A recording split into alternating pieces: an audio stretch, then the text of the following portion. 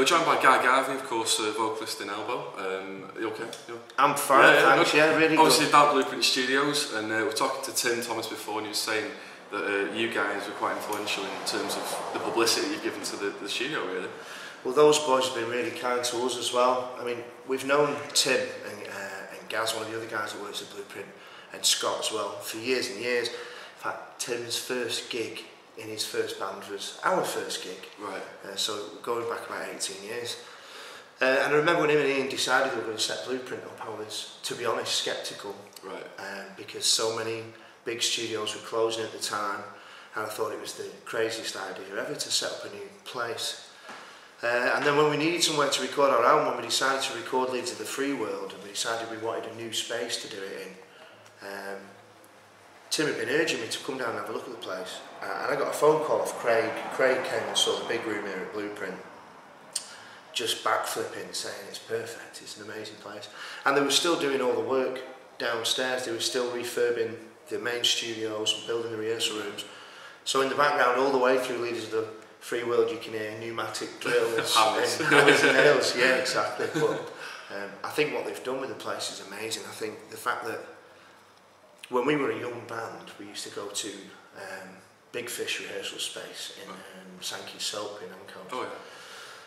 And when we were on the bottom floor, to run into the Charlatans or the Stone Roses or something like that on the stairs, and for them to say, "Aye lads," it made what we were doing more realistic. It made it more, you know what I mean? You feel part of it, sort of thing, and you're there, like you're involved with it. And, exactly, and that's what it's like round here. You know, it's like you get a lot of people using it for a lot of different things, but it kind of embraces every level of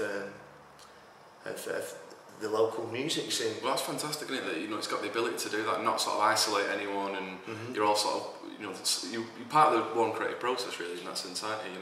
Well, that's the truth. Yeah, it's only public perception that separates a successful band from an unsuccessful band. So we've always been very proud beneficiaries of Manchester's musical heritage. But the bands around here help each other up the ladder a little bit. And we got help from people like Manny, just name dropping us in the paper.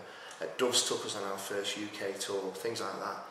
And at the same time, people like Steve Fretwell, younger bands from around here that we've helped out, it just keeps perpetuating itself.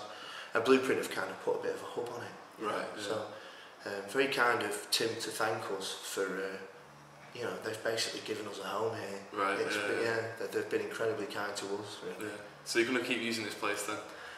I can't see why not. Yeah. It's just such a beautiful big building. It's got such a great vibe about it, and I love the fact that there's a constant buzz. Yeah. I come down here for a cup of sugar and I run into you. Yeah, exactly.